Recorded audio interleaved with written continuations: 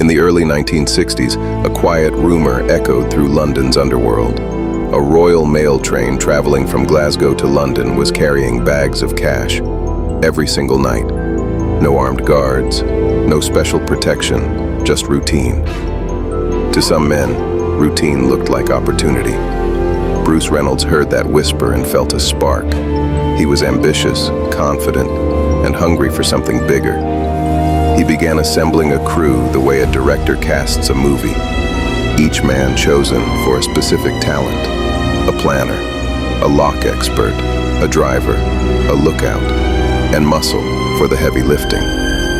They studied the train's schedule for months, digging into every tiny detail. Their eyes eventually settled on one lonely spot along the route, Bridego Bridge. A quiet stretch of farmland, far from houses or patrols. If a heist was ever going to happen, it would happen there. Reynolds and his crew bought an old farmhouse near the bridge. It became their training ground. They practiced climbing into train cars. They drilled how to move sacks quickly. They rehearsed the entire plan until every second fit perfectly, like pieces of a puzzle. Then came the night. August 8, 1963. A man from the crew climbed a signal pole and changed the green light to red. When the train approached, the driver slowed, confused, and stepped out to inspect the track. That moment was all the crew needed. They moved fast and controlled. The driver was guided aside, unharmed. The men uncoupled the rest of the train and kept only the car they wanted, the one filled with money. A silent takeover, hidden in darkness. Inside the mail car, they discovered far more cash than expected. About 120 bags, each one heavy, each one worth a fortune. The crew formed a human chain, loading bag after bag onto their truck.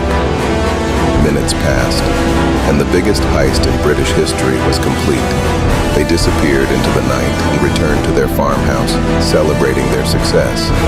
But success can make even the smartest people careless. Some of the men stayed longer than they should, touching surfaces, leaving fingerprints. Even playing Monopoly with real money as the currency. Scotland Yard found the farmhouse days later.